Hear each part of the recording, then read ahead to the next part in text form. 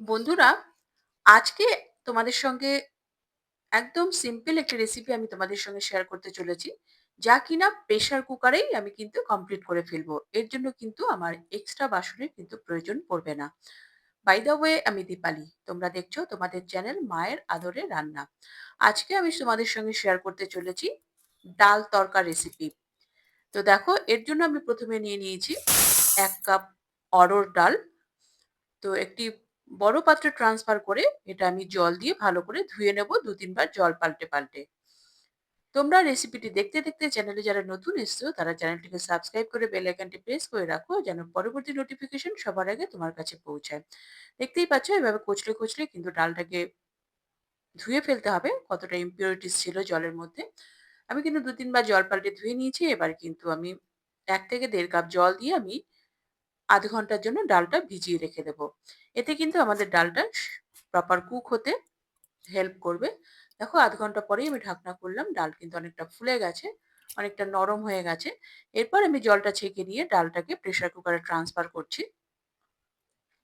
রেসিপিটিতে ভীষণই সিম্পল এবং তার থেকেও বেশি সুস্বাদু এবং স্বাস্থ্যকরও বটে। তো প্রেশার কুকারে আমি ডালটি ট্রান্সফার করার পর এর মধ্যে আমি দিয়ে দিয়েছি মাঝারি সাইজের ২ টি পেঁয়াজ কুচি। আমি কিন্তু লম্বা, লম্বা ঝিরি, ঝিরি করে কেটেছি। তারপর আমি গোটা টমেটো ২ টো দিয়ে দিয়েছি, ১/২ চামচ হলুদ গুঁড়ো, স্বাদমতো নুন এবং ২ টি কাঁচা লঙ্কা, ২ টি ছোট এলাচ এবং ৪ টি লবঙ্গ দিয়েছি। এরপর আমি ২ কাপ জল দিয়ে আমি ডালটাকে সেদ্ধ করে নেব।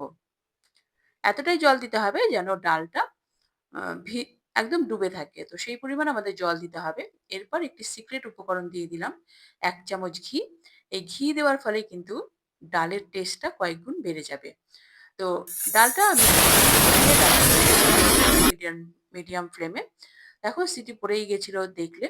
তো স্টিমটা মরে যাওয়ার পর আমি ঢাকনাটা খুললাম। এরপর আমি টমেটো দুটোও কিন্তু তুলে নেব। তোমরা যদি রেসিপিটি ফেসবুক পেজ থেকে দেখে থাকো তাহলে পেজটিকে অবশ্যই ফলো করে রাখার অনুরোধ থাকলো। দেখতেই পাচ্ছ ডাল কিন্তু আমাদের প্রপার সেদ্ধ হয়ে গেছে। এরপর ভালো করে আমরা যে পিঁয়াজ, কাঁচা লঙ্কা দিয়েছি সেটাকে ভালো করে আমাদের কিন্তু একটি হাতার সাহায্যে স্ম্যাশ করে দিতে হবে এবং ডালও কিন্তু খানিকটা আমাদের স্ম্যাশ করে দিতে হবে। তাহলে কিন্তু ডালের থিকনেসটা খুবই ভালো লাগবে এবং খেতেও ভালো লাগবে।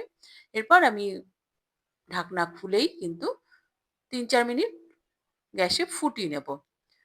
তো এরপর আমি পেঁয়াজের খোসাটা আ ছাড়িয়ে নিলাম। এরপর আমি গ্যাসে একটি তড়কা প্যান বসিয়েছি। এর মধ্যে দিয়ে দিলাম ২ চামচ ঘি। ঘি মেল্ট হয়ে যাওয়ার পর এর মধ্যে ফোড়ন দিলাম আমি ১/২ চামচ মতো গোটা জিরে এবং ১/২ চামচ হিং। হিং দেওয়ার ফলে কিন্তু ফ্লেভারটা ভীষণই ভালো আসবে এবং হিং তো হজম শক্তি বৃদ্ধিতে সহায়তা করেই তোমরা জানো। এর মধ্যে দিয়ে দিলাম ১ চামচ রসুন কুচি এবং ১ চামচ আদা কুচি এবং কিছুটা পরিমাণ ধনেপাতার যে ডাঁটা হয়, তো সেটা কুচি, কুচি করে কেটে আমি দিয়েছি এবং দিয়ে দিলাম ২ টি শুকনো লঙ্কা ফোড়ন। সমস্ত উপকরণগুলি ভালো করে কিন্তু একদম লো ফ্লেমে ভালো করে কিন্তু ফ্রাই করে নেব যতক্ষণ না কাঁচা গন্ধটা চলে যায়। কাঁচা গন্ধ চলে যাওয়ার পর এর মধ্যে আমি যে টমেটোটা প্রেশার কুকারে সেদ্ধ করে নিয়েছি, তো সেটাই আমি এই তড়কা প্যানের মধ্যে ট্রান্সফার করে দিলাম এবং ভালো করে কিন্তু আমি উম রসুন, আদার সঙ্গে ভালো করে কষিয়ে নেব। এতে কিন্তু ডালের টেস্টটা ভীষণই সুন্দর আসবে। খেতে কিন্তু দুর্দান্ত লাগবে। তোমরা কিন্তু এই ডাল ভাত, রুটির সঙ্গে ট্রাই করতে পারো বা পরোটার সঙ্গে। তো ভীষণই ভালো লাগে। তো এরপর আমি তড়কা প্যানে দিয়ে দিলাম ১ চামচ মতো কাশ্মীরি লঙ্কার গুঁড়ো অবশ্যই কালারের জন্য। এতে কিন্তু কালারটা ভীষণই ভালো আসবে, টেম্পটিং লাগবে দেখতে। দেখো আমাদের কিন্তু সমস্ত উপকরণ কষানো হয়ে গেছে। এরপর আমি এটা প্রেশার কুকারের মধ্যে ট্রান্সফার করে দিচ্ছি। দ এবং দিয়ে দিচ্ছি এখানে কিছুটা পরিমাণ ধনেপাতা কুচি এবং সমস্ত ডালের মধ্যে ভালো করে আমি মিশিয়ে দিচ্ছি।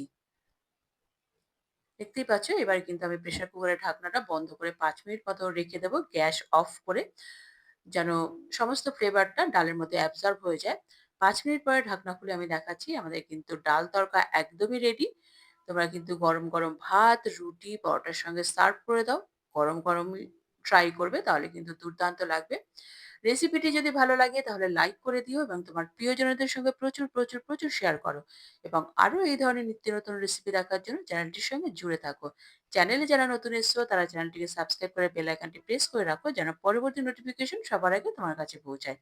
আমি কিন্তু এখানে গরম ভাতের সঙ্গে সার্ভ করে দেখাচ্ছি তোমাদের। তোমরা কিন্তু গরম ভাতের সাথে ট্রাই করতে পারো বা রুটি বা পরোটার সাথে।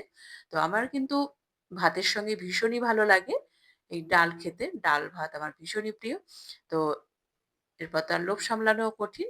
তো আমি চেখে দেখছি কেমন হয়েছে, কেমন বানালাম। পরবর্তী এপিসোডে আবার দেখা হবে। ততক্ষণের জন্য নমস্কার, ধন্যবাদ।